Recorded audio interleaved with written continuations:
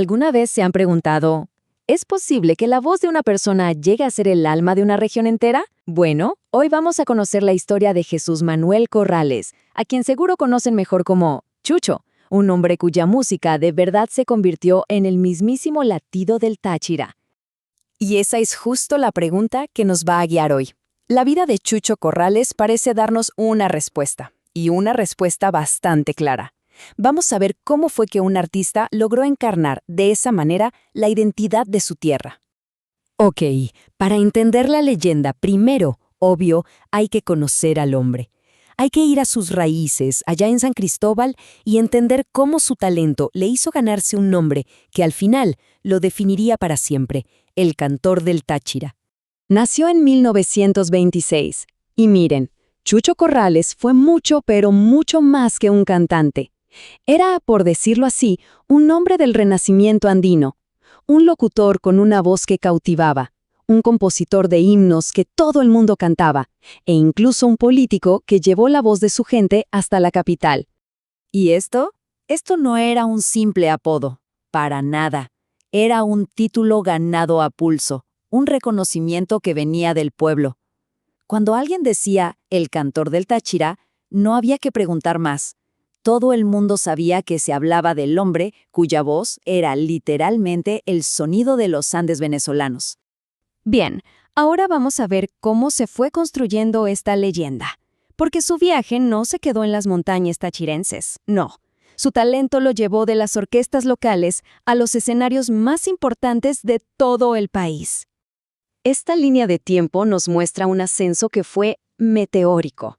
En los años 40 era una voz local que prometía mucho, pero para el 55, fíjense, ya no solo cantaba, sino que estaba dando un paso que iba a cambiar la historia para los artistas del país.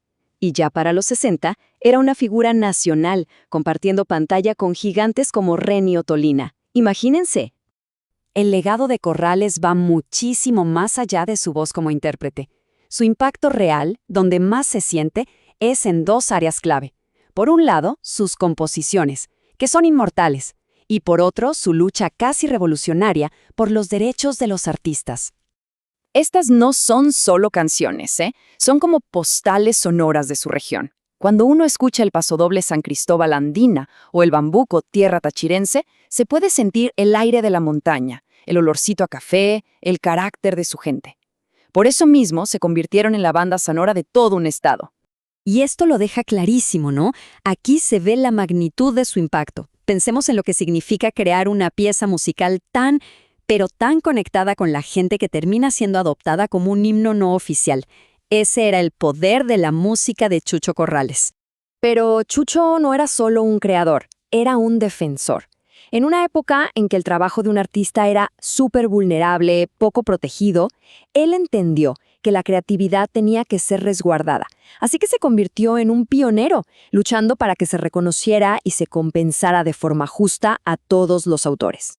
Y la prueba de su compromiso, de que él fue el primero en esa línea de batalla, se resume en este número tan simple, 001.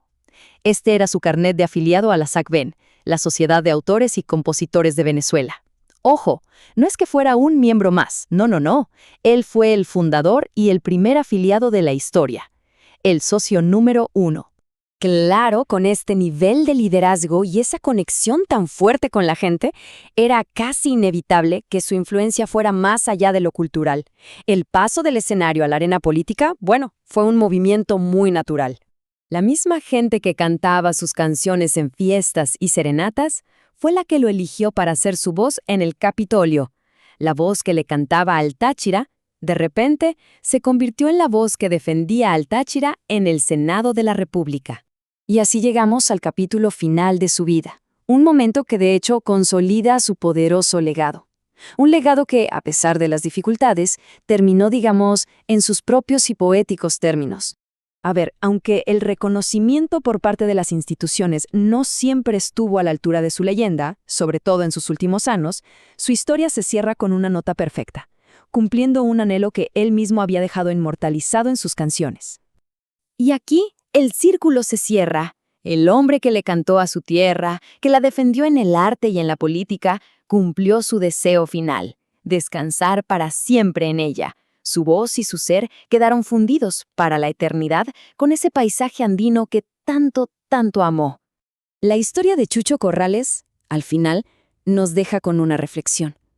Nos hace pensar en los artistas de nuestro tiempo y nos lleva a preguntarnos, ¿qué voces, qué canciones de hoy lograrán una conexión tan profunda como para convertirse en los himnos del mañana?